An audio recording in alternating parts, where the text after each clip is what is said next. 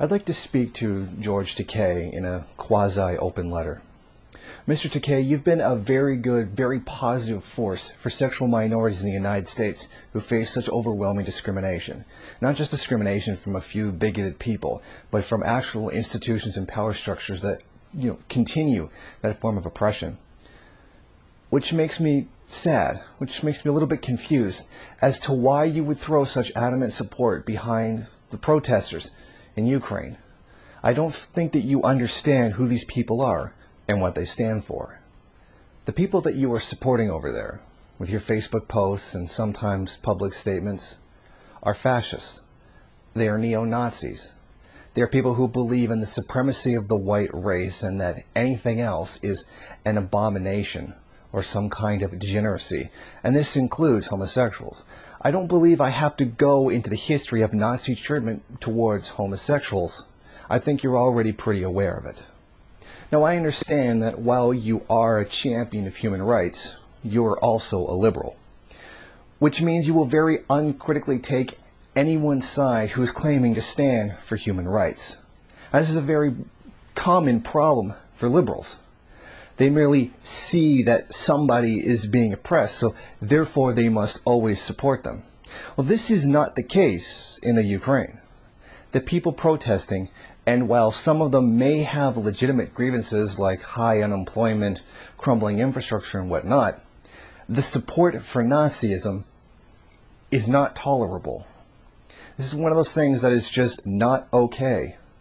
These real problems that exist cannot be solved by simply handing the country over to Nazis. And this is something that's very real. It is not merely an opinion that the people are fascist and supporting the fascist party.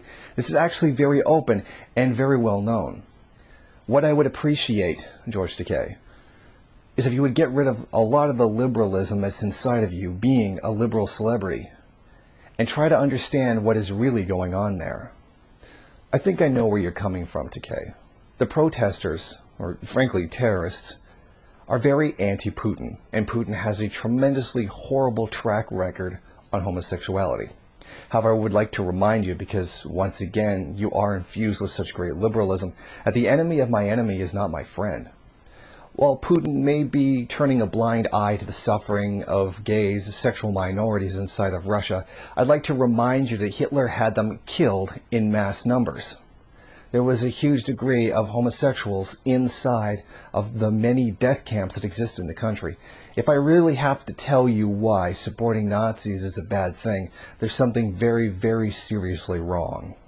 The situation in Ukraine is never as simple as the media makes it out to be. What's going on right now is not just the rise of fascism in the country, but an inter-imperialist conflict as well. On the one hand, you have the EU. On the other hand, you have Russia. Are either one of these imperialist powers really any good? No, they're not. But the simple fact that the protesters alone, not just protesting, but actually forcing into office fascists, should give you enough of a reason not to support them. Yes, there are real issues that Ukraine has to face. But supporting a fascist party with a track record of supporting genocide against sexual minorities is not the answer. Mr. Takei, I and many other people really would like it if you would stop supporting the fascists, the people that would no doubt support the mass killings of homosexual sexual minorities all over the country. And I don't think you support that either. So please, stop supporting the fascists in the Ukraine and start supporting something much more positive. And in the future, when incidents like this break out, huge moments of social unrest, please investigate them before you take a side. Thank you for watching. Please comment and rate the video. If you liked it, hit subscribe or check out some of these other great videos. If you wish, share it on social media. And while you're at it, why don't you follow me on Twitter? And if you got time, go on over to the MRN bookstore and check out some of the latest books available.